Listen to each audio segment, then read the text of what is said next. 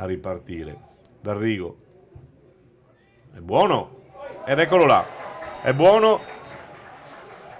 Cociu che alza le mani, non festeggia.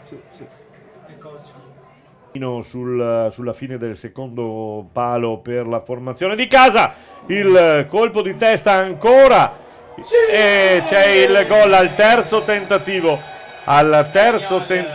Dall'Agnol ancora, hai visto che mi ha ascoltato dopo l'intervista di uscire, attenzione, prova ancora a pescare dalla parte opposta e c'è il gol.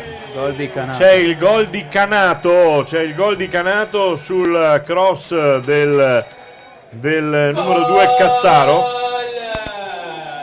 Interessanti appunto della squadra. Attenzione, È incredibile.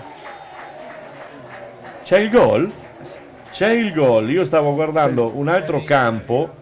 D'Arrigo, l'ex, è la giornata dell'ex oggi, Allora, ottavo del secondo tempo, D'Arrigo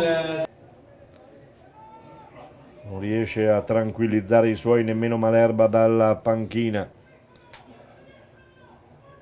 Palla che deve essere girata, adesso viene buttata via in malo modo, favorendo ancora l'attacco della formazione di Vittorio, che va al gol con il numero 14, Scevola.